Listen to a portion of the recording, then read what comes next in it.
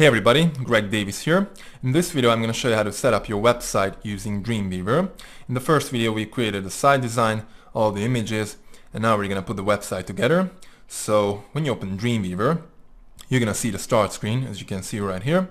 First off, we're going to define a new Dreamweaver site. I go to my Files panel, click on this drop down menu and choose Manage Sites. I click on New. Okay. Give your site a name, like yourwebsite.com. It won't show up anywhere, it's just for you. I name it as Site 1. Okay, and I need to show Dreamweaver where my local site folder is. And I've created a site folder back in the first video. So I just locate my site folder. Site 1, that was the name of my site folder. Click on it, click Select. Click Save and done. Okay, now you can see my site folder opened up right here. And the reason why we do this is because the next time you open Dreamweaver, you don't have to browse your site folder again. You just click on this drop down menu and all of your website projects are going to be listed here. You just select the site you want to work on and Dreamweaver opens up your site folder. So it's a huge time saver. And if you want to edit your Dreamweaver site, just click on Manage Sites, select your site, click on Edit, and you can edit it. You can also create a new site or remove a site. Okay, I close it. And again, you can see my site folder opened up right here. There is my fireworks and my images folder that I created back in the first video. And I'm going to store my web pages right here. So let's create a new HTML page. I can click right here, or I can go under File, New. I get this screen up. I need a blank page, HTML and no layout. Click Create. And now I have a brand new HTML page. I save it. I save it inside of my local site folder and I'm going to call it index. Lowercase letters, and that's the main page of a website. So when you type in yourwebsite.com in the browser, or actually any website URL without any extension, the browser will look for an index page inside of the site folder on the web server. So the index page is the home page, but other pages, like if you have a products.html page in your site folder and you've uploaded that to your web server, it's going to be available at yourwebsite.com/products.html. And if you have a folder in your site folder, then yourwebsite.com/ the folder name / and then your file name. If you don't type in a file name after your folder name, the browser will look for an index page in that particular folder as well. So that's how it works. Okay, I click Save, and let's talk about some HTML basics. I go to Code View so I can see the actual code of my page. The very first line is the doc type. XHTML 1.0 transitional is the default doc type in Dreamweaver, and that's what the first line is about. The second line is the HTML start tag, and down here there is the HTML end tag. Every tag has a start tag and an end tag, and the end tag is designated with a /. So this is my HTML end tag, and you have to keep everything inside of your HTML tags. Okay, the third line is my head start tag. The head tags are not visible when you take a look at a web page, but important. Inside of my head tags, I have a meta tag for character coding. UTF-8 is the default. That's what most web servers use. And I have my meta end tag right here because it's a self-closing tag. Okay, then I have my title start tag, my title, and my title end tag. And then there is my head end tag. Again, every tag has a start tag and an end tag, and the end tag is designated with a /. Okay, under my head end tag, you can see a gap. You know, the browsers render the code sequentially, and they don't care about the space between your elements, so you can add even more space if you want. Okay, in the next line, I have my body start tag, and everything that is actually visible inside of your browser for your page will be inside of your body tags. I go to design view real quick, and type in 2 paragraphs. Okay, back to the code. And now inside of my body tags, I have a paragraph start tag, my text, then a paragraph end tag. I have another paragraph, then there's my body end tag, and then there's my HTML end tag. So everything that is visible inside of your browser for your page will be inside of your body tags. And you can put as many tags as you want inside of a tag. But if you start a body tag, for example, and then you start a paragraph tag, you have to close your paragraph tag first, and then you can close your body tag. So your tags cannot overlap each other. Okay, let's talk about how to position your content inside of a page. Basically, we use div tags to lay out a web page. We can also use tables, but tables create too much code, and we don't like that. Tables are great for data, but we use divs for layout. So I go to design view, and I'm going to insert a div tag. I fold out my insert panel. If you can't find your insert panel, just go to your window menu and look for insert. I choose common and insert div tag. I insert it after start of tag body. That's all I have so far, my body tags. And I can apply a class style or an ID style to my div tag. The only difference between class styles and ID styles is that ID is a unique identifier to an element. Therefore, I can only apply an ID style to one element per page. So basically, I only apply class styles to my elements. I name it as first div tag. This is just a quick exercise. I click on new CSS rule. It's going to be a class style. Here's the name of the class style. It's designated with the period in front of it because it's a class style. An ID style is designated with a hash mark in front of it. Okay, I define my rule inside of this document only. Later on we're going to use an external style sheet file, but this is just a quick exercise. I click OK, go to box, and I want my div tag to be 400 pixels wide and 400 pixels tall. And I change the padding to 20 pixels all the way around, so same for all. And I also change the margin, not same for all. Top 0, right auto, bottom 0, and left auto. I've given it a margin left auto and a margin right auto just so that I can center it. That's how you can actually center a div tag. Okay, I go to background and I change the background color to gray. I go to border and I want a solid 10 pixel black border all the way around.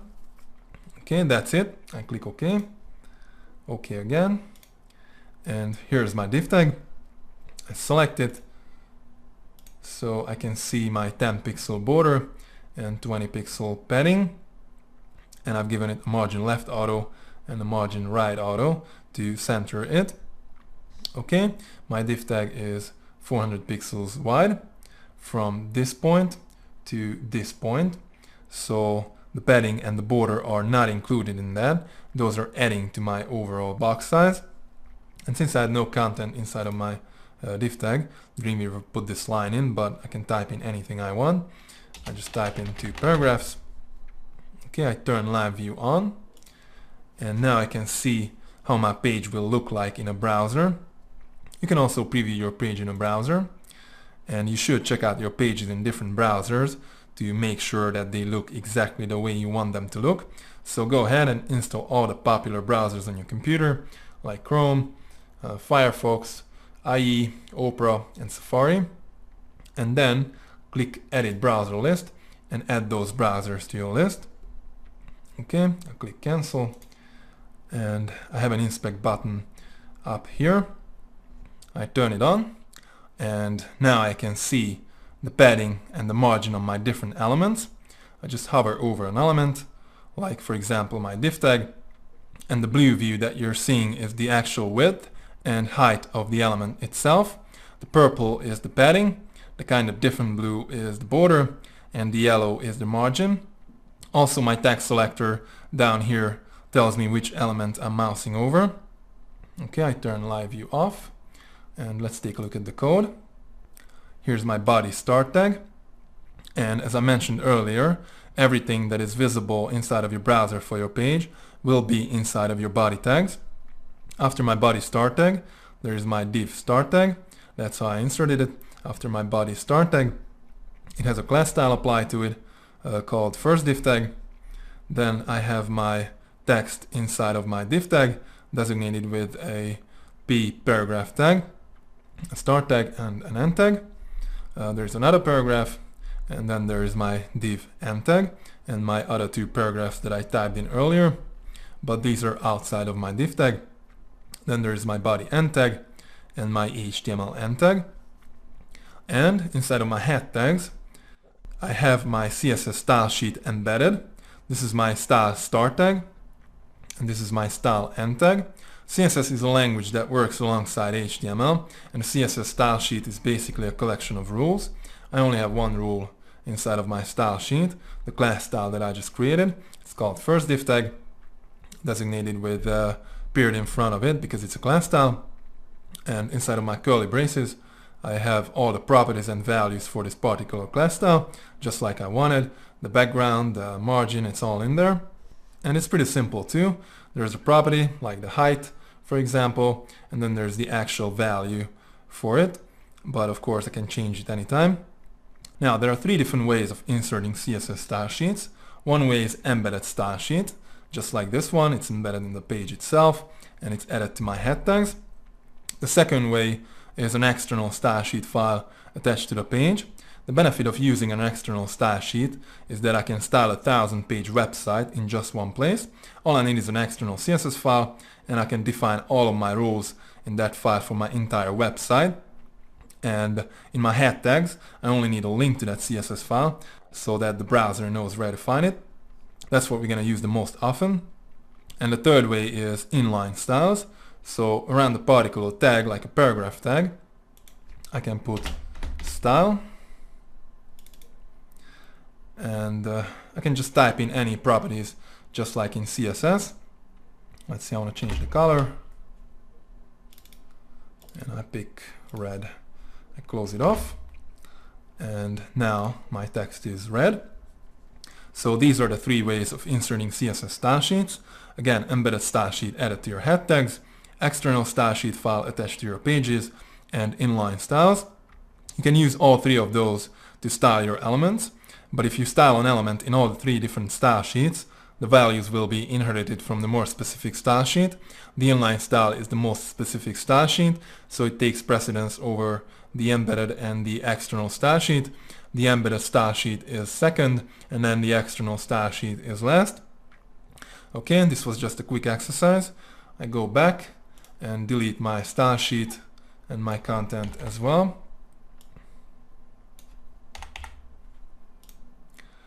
And I'm going to put a website together using the images that I created back in the first video. I insert a brand new div tag. Okay, I don't have anything inside of my body tags yet, and Dreamweaver is going to insert it in my body tags anyway, so I just choose at insertion point, whatever. I apply a new class style to my div tag. I name it as container.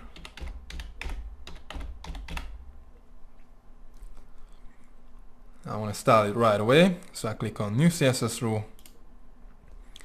It's going to be a class style called container. There is a period in front of it because it's going to be a class style. And now I create a new style sheet file, so I can style my entire website in an external CSS file. I click OK. And Dreamweaver is asking me where to save my CSS file. I create a new folder. I name it as style.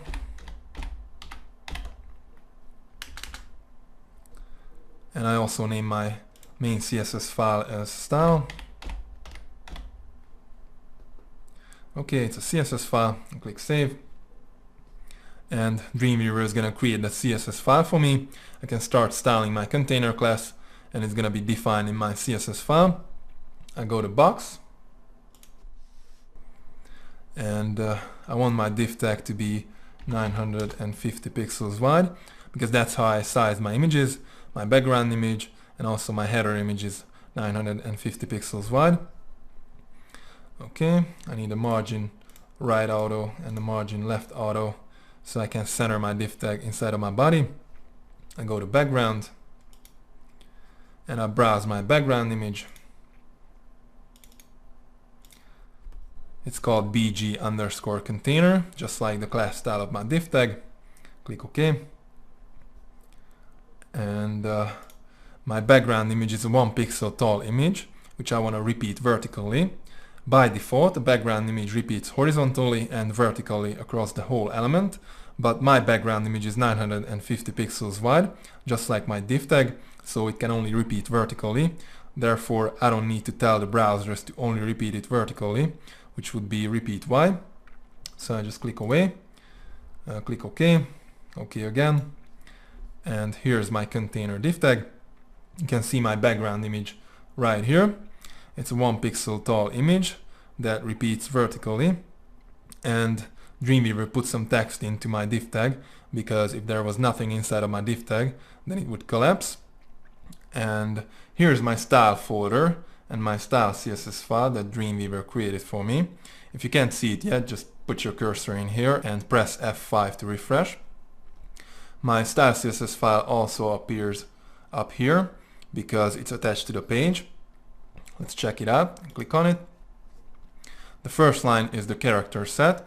I don't really need this line, I could delete it, but whatever. And here are all the properties and values for my container class. I can change anything here if I want to. Okay, I go to the source code of my index page. I switch to code view. And here is the link inside of my head tags, linking to my CSS file. That's how the browser is going to find it, because there's the actual path to my CSS file, which is relative to my document. Okay, I go back to design view, delete my text, and I'm going to paste my header image inside of my container div tag. I go to my images folder, get my header image, and just drag it over here. Okay, your image must have an alternate text, because if your image doesn't load for some reason, the browser will show the alternate text. And it's also important for search engines, so basically use a relevant keyword loaded alternate text for your images. If I sell a Dreamweaver course, I'll type in my main keyword like Dreamweaver and maybe tutorial and header. Click OK. And now my header image is right there inside of my container div tag. Let's take a look at the code. There's my div start tag, my image start tag, the source of the image, the size, the alternate text that I just typed in, and there is my image close tag because it's a self-closing tag, and then there is my div close tag. Make sure you don't have a p paragraph tag wrapping around your image, because if you do and you style your paragraph tag later, it's going to apply to your image as well, and you don't want to apply the, let's say, the paragraph margin to your image. Okay, I go back to design view, select my image, and I insert a brand new div tag. Wraparound selection, because I need a header div tag around my image, and I apply a new class style to my div tag. I call it header. I click on new CSS rule. It's going to be a class style called header, and I define my rule inside of my style CSS file. I'll click OK. I go to box, and I made a background image for my header div tag, which is 950 pixels wide and 165 pixels tall. So I make it 950 pixels wide and 165 pixels tall as well. Okay, I go to background and I browse my background image. It's called bg_header. Click OK. And by default, a background image repeats horizontally and vertically across the whole div tag, but it's not going to repeat now because my div tag is 950 pixels wide and 165 pixels tall, just like my background image, so I don't need to set the background repeat to no repeat. So I click OK, OK again, and you can now see my background image right here. You can only see this small part of it because my header image is inside of my div tag, so it overlaps it. Okay, I'm going to insert a brand new div tag to position my content below the header part. I go to code view. This is my header start tag. This is my header end tag. And I insert a new div tag right here after my header end tag. So my content is going to be right below the header part. I hit my enter key and I've got my cursor sitting here. I click on insert div tag. I insert at insertion point right where my cursor is. I apply a new class style to my div tag. I name it as content. I want to style it right away, so I click on new CSS rule. It's going to be a class style called content, and I define my rule inside of my style CSS file. I click OK. I go to box and I make it 800 pixels wide, and I need a margin right auto and a margin left auto to center it. I click OK. OK again, and there's my content div tag. I go to design view and paste my text in.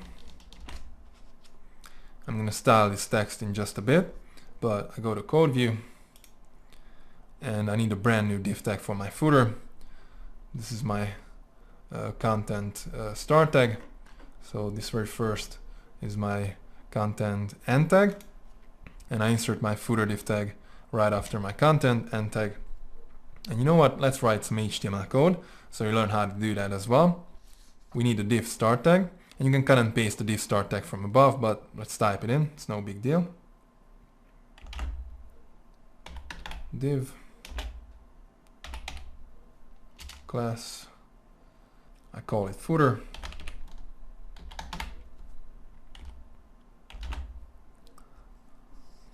Okay, I type in some text because my div tag would collapse without content, and all I have to do is close it off. This is my div end tag. I go to design view and I can see my footer div tag right here. I go to my style CSS file and I'm gonna style my footer class style. I want to define my rule right here. Actually, the order of your rules doesn't make any difference in CSS, so you can define it anywhere in the file, it doesn't matter. Okay, I start out with a period because it's going to be a class style and it's called footer. I hit my space bar and I need an open brace. If you can't find it on your keyboard, just copy from above. Okay, I hit my enter key and I'm going to style my footer class style. First of all, I made a background image for my footer and it's 950 pixels wide, 120 pixels tall. So I want my footer div tag to be exactly 950 pixels wide and 120 pixels tall. I just press my W key and I can already see my width. My code hinting is helping me out. Sometimes you have to trigger your code hinting. All you have to do is press Ctrl spacebar. Okay, I select width and I just type in 950 pixels, close it off, hit my enter key. I type in height 120 pixels, close it off, hit my enter key, and I need my background image. I just browse it. It's called bg_footer. Click OK, and I switch to code view so you can see it better. I close it off, hit my enter key, and I type in margin top 70 pixels. Close it off, hit my enter key, and I also type in text align center, so my text is gonna be centered inside of my footer div tag. Okay, that's it. I hit my enter key and all I need is a close brace. I go back to design view, scroll down, and here's my footer div tag. I just paste my text in, there you go. And I put my cursor inside of my text, and my text selector shows me where my cursor is. It's inside of a paragraph tag, inside of my footer div tag, inside of my container div tag, inside of my body tag. These are only the start tags. If my end tags were listed here, they would be something like /p, /div, /div /body in reverse order. Those are not listed here, but we know that every tag has an end tag. Okay, now I'm gonna style my body tag. I click on new CSS rule, and the body is a tag. It's not a class style, it's not an ID style, it's an actual tag. So I choose tag, and I just select my body.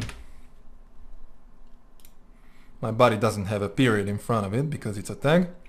Okay, I define my rule inside of my style CSS file. I click OK.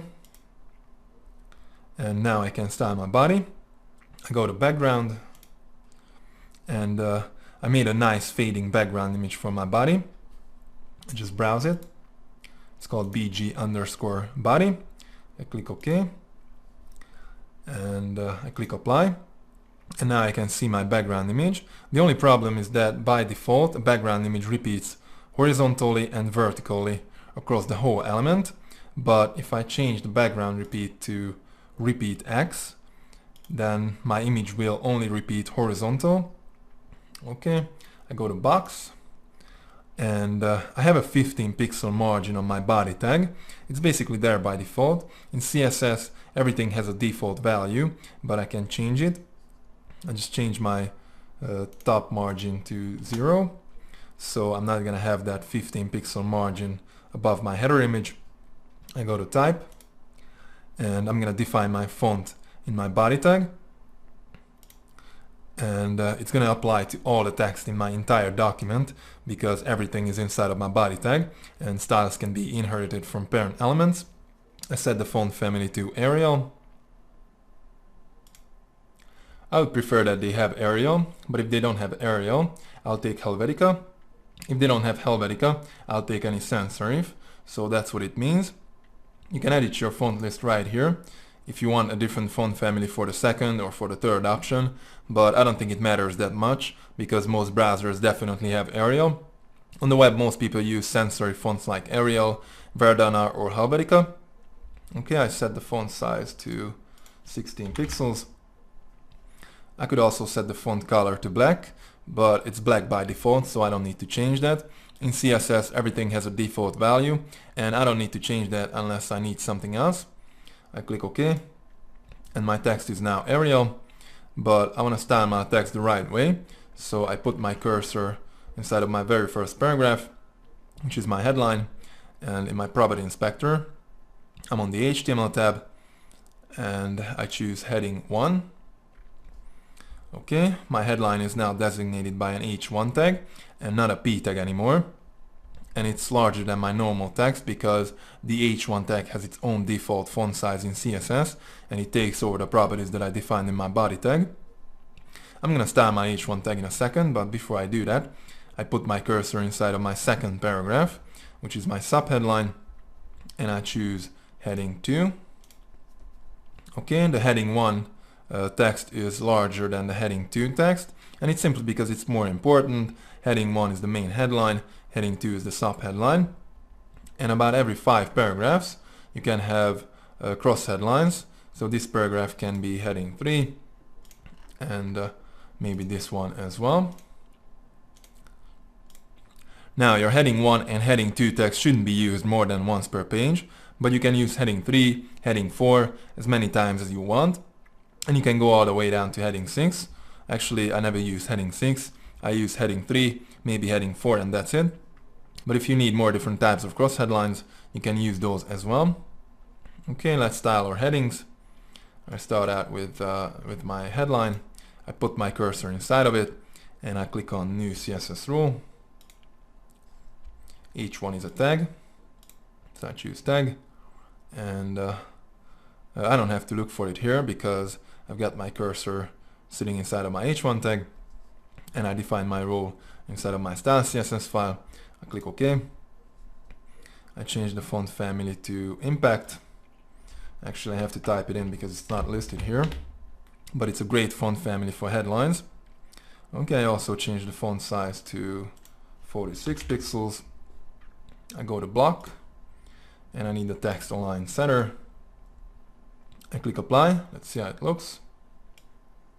Cool. I click OK. And now I'm going to style my h2 tag, but let's write some CSS code so you learn how to do that as well. I go to my style CSS file, switch to code view, and here's my h1 rule. So let's put the h2 rule right after that. I type in h2, hit my spacebar, and I need an open brace, hit my enter key, and I only change the font size to 25 pixels. If you're not seeing any code hinting, just press Ctrl spacebar. Okay, I close it off, hit my enter key, and I need a close brace. Okay, I go to design view, and I'm going to show you all the ways to style your text. I select some text, go to my property inspector, I'm on the HTML tab, and I bold my selected text. There you go. Let's take a look at the code of the index page, and my bold text is now designated by a strong tag, a start tag, and an end tag. That's pretty much it.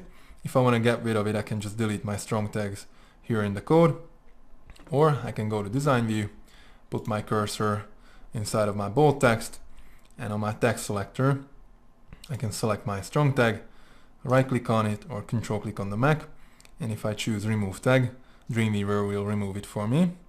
I'm not gonna remove it. Let's see what else we got. I select some other text, go to my property inspector, HTML tab, and my next button is italic. Click on it, and it works pretty much the same way as the strong tag.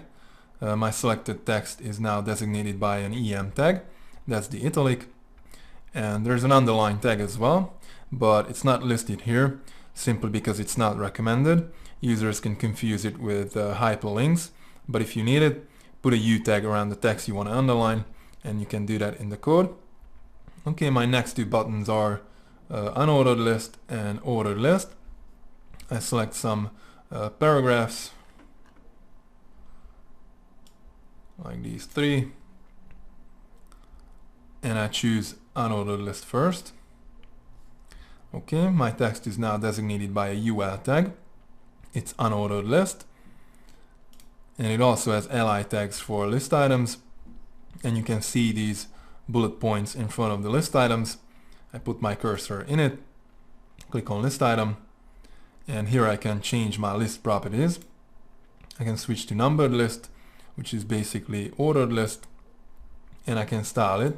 So instead of bullet points, let's say I want alphabet large.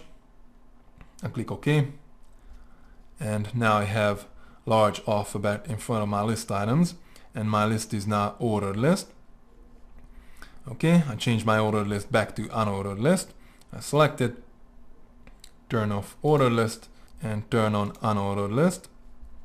Okay, I put my cursor right here, hit my enter key, and I can type in my next list item. And if I want to switch back to paragraph, I'll hit my enter key twice, and I can type in a paragraph. And if I hit my enter key, Dreamweaver will start a new paragraph for me. Now if I don't want to start a new paragraph, I'll hold down my shift key, press my enter key, and I'll get a line break. I go to code view, and this is a line break tag. Okay, back to design view, and my last two buttons are block quote and remove block quote. Actually I never use it, but I'll show you. I put my cursor inside of a paragraph, I click on it, and now I have a black quote tag wrapping around my paragraph tag, and my paragraph starts right here. I can click on it again to add more, or I can just remove it. And also I can style any tags using CSS. I put my cursor in one of my list items inside of my unordered list. I click on new CSS rule, and I need a compound selector because I only want to style those list items that are inside of an unordered list.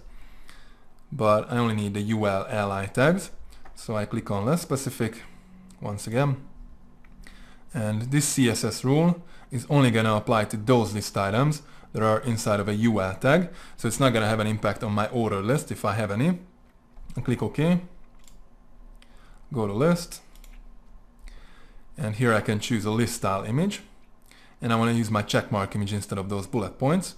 So I just browse it. It's called checkmark and click OK. Click apply, and you can now see my checkmark image in front of my list items. I go to box, and I also need a margin bottom 10 pixels and a margin left 25 pixels. Click apply. Let's see how it looks. Okay, it's good, so I click OK. And this is how you can style your text by styling the actual tag in CSS. But if you want to style a specific paragraph, or maybe just one sentence, you can apply an inline style to your text. First, I create a new class style that I can actually apply to my text. I click on New CSS Rule. I need a class style, so I choose class. Okay, it's going to be a class style, so I type in a period, and I name it as yellow. I define it in my style CSS file, and click OK. I go to background, and I change the background color to yellow. Click OK. And now I have a yellow class style using a yellow background, and I can apply this class style to pretty much anything. First, I'm going to show you how to apply it inline. I select some text, go to my property inspector, HTML tab, and I have some text selected. So I apply my yellow class style to my selected text. Okay, my text is now designated by a span inline tag, which has my class style applied to it. I go to the code, and here's my span start tag. There's my class style applied to it, and there's a span end tag as well. I go back to design view,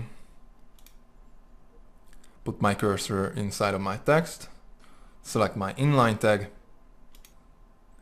and if I choose none for the class style, Dreamweaver is going to remove it for me. Okay, so this is basically a span inline tag with a class style applied to it, but I can apply a class style to any kind of tag. I put my cursor inside of a paragraph, select my paragraph tag, and I apply my yellow class style to my selected paragraph tag. Okay, I go to the code,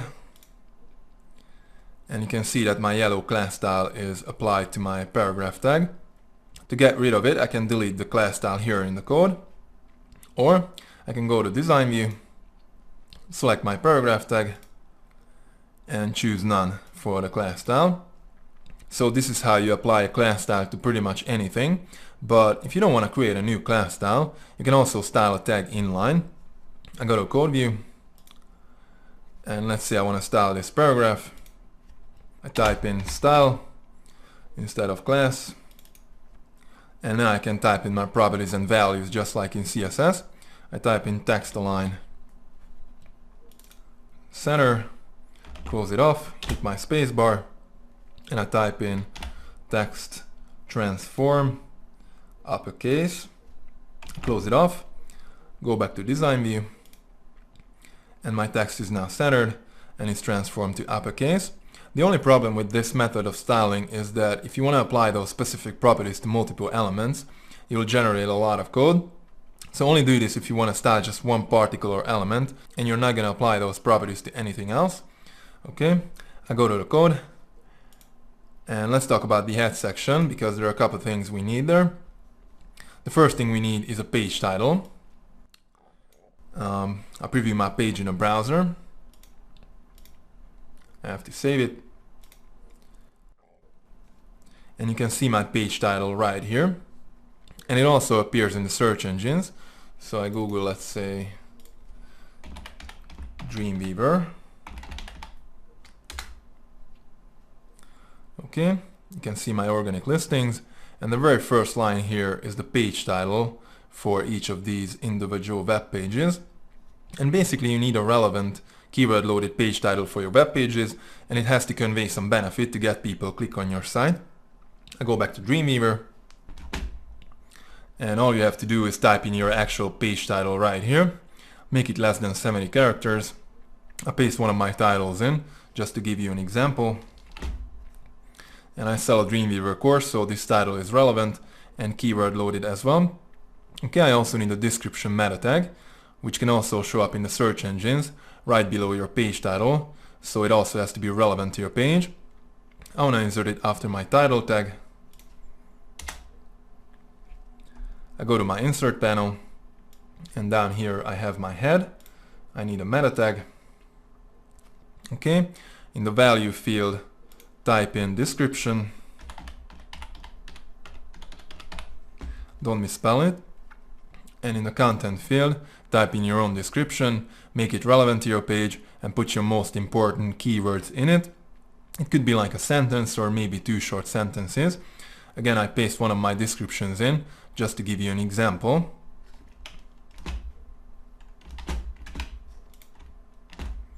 Click OK. And here's my description meta tag. I also need a keywords meta tag. The keywords won't show up anywhere, but I need them because search engines will look at it. I insert it after my description tag. I go back to my head, and I need a new meta tag. In the value field, type in keywords. Again, don't misspell it because it's important. And in the content field, type in 3 to 5 comma separated keywords that are relevant to your actual page. Again, I paste some of my keywords in, but this is just an example.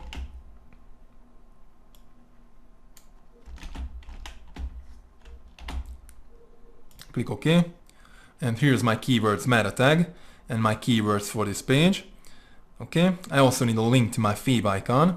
The fav icon is that small icon that appears on your web browser right next to the address bar. And I've created a fav icon back in the first video, so all I need is a link inside of my head section so that the browser knows where to find it. I want to insert it after my keywords meta tag. I go to head, and I need a link. I browse my image. It's called fav icon. I click OK. And in the rel field, type in shortcut icon.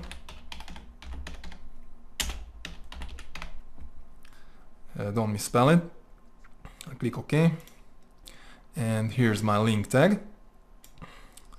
Here's the path to my fav icon. It's relative to my document, and it's a shortcut icon. And the link tag is a self-closing tag, just like the meta tags. If you check out your page in a browser now, in some browsers your fav icon is not going to appear. You have to upload your entire website to your web server, and then it's going to appear. Okay, I delete this gap. I save my index page. And I go to design view, and I show you how to link one page to another. I just create 2 copies of my index page. I select it, press Ctrl D or Command D on the Mac, and I get a copy. I need 2 copies. And I'm gonna name this one as order.html. I just select it, press my F2 key, and I rename it. Okay, and the other one as contact us.html.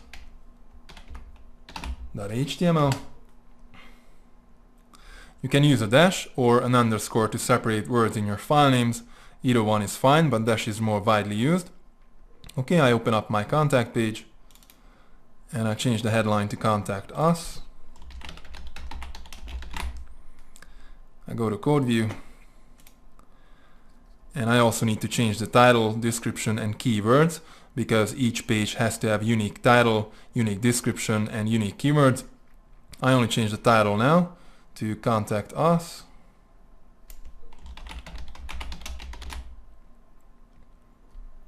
You can change the description and keywords here in the code.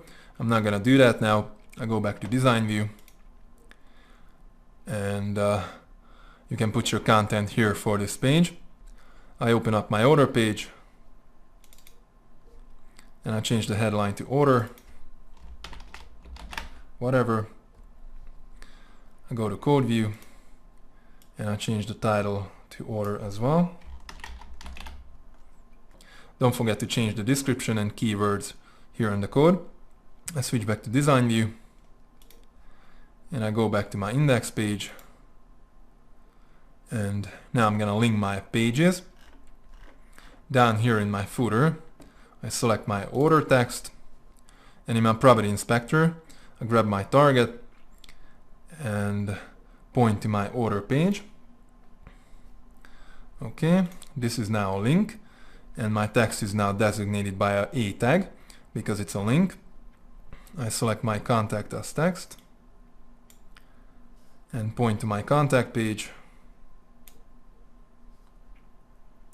Also, if I choose target blank, it allows me to open my link in a brand new browser window. I'm not gonna do that now. I save my index page. And basically these links are relative links because they are relative to my document. If you want to link a different website, you can put the absolute URL here. But inside of your document, use relative links because those are actually shorter. And also if you change a file name later, for example, if I change my order page to order now,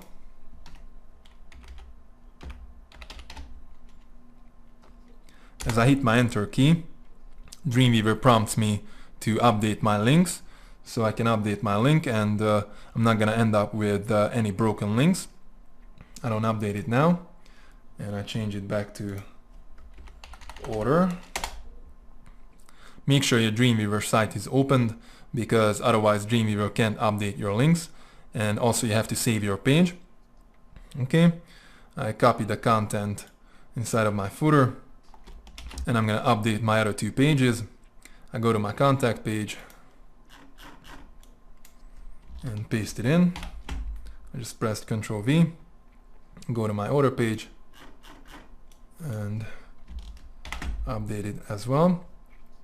Okay, I go back to my home page, and all of your individual web pages should link back to the home page as well, mostly because of search engine optimization reasons, but also because of usability reasons. Usually the company logo is the link to the home page, but I'm gonna link my header image. I select it,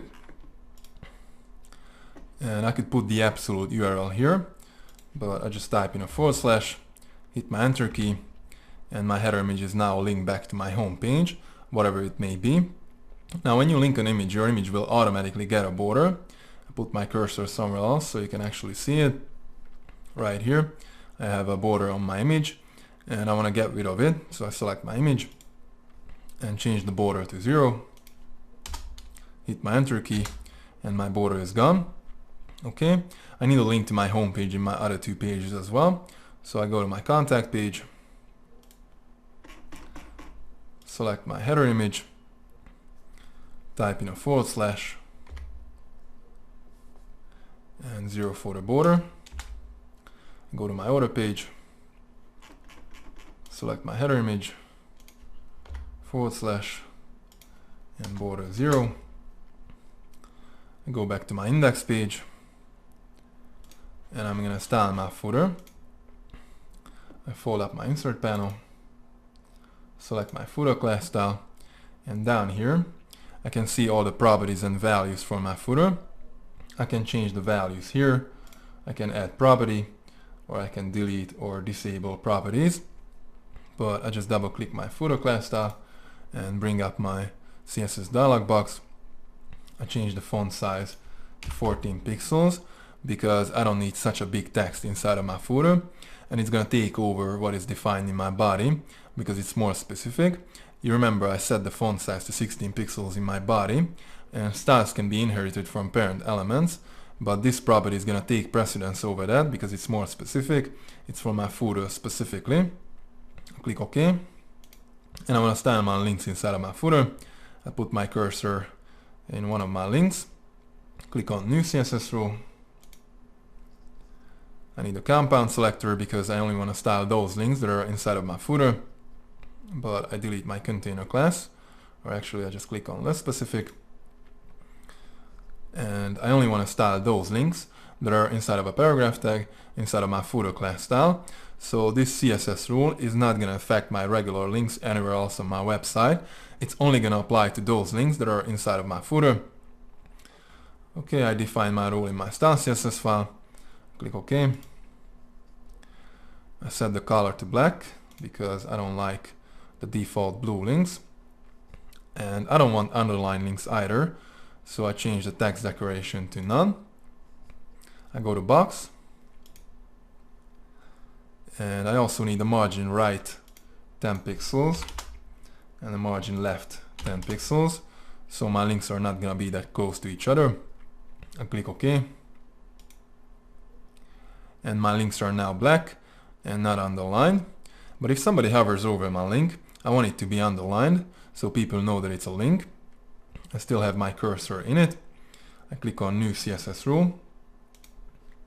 And I need a compound selector because again I only want to style those links that are inside of my footer. I just delete my container class because it doesn't make any difference. Everything is inside of my container div tag. And I want to style my hover links. So I need a colon. And I type in hover.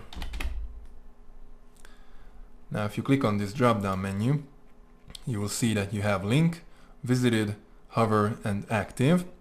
Link is the link, visited is the link the user already clicked on, hover is when somebody hovers over the link, and the active is basically the hover link for your visited link. You can style all 4 of those if you want, and if you do, make sure you put those rows into your style sheet in the same exact order as they are here. So in your CSS file, the link rule comes first, then visited, then hover, and then the active. Usually the order of your rules doesn't matter in CSS, but in this case it does, so keep them in the right order compared to each other. Okay, I only style my hover links, so I click away, click OK, and all I need is a text decoration underline, click OK. I turn live view on, and now I can see how my page is gonna look like in a browser, and my links are working perfectly. I hover over them and they turn underline. Okay, I end this video now because it's getting too long. I hope you enjoyed it. See you in the next video, and we keep working on this site. Goodbye.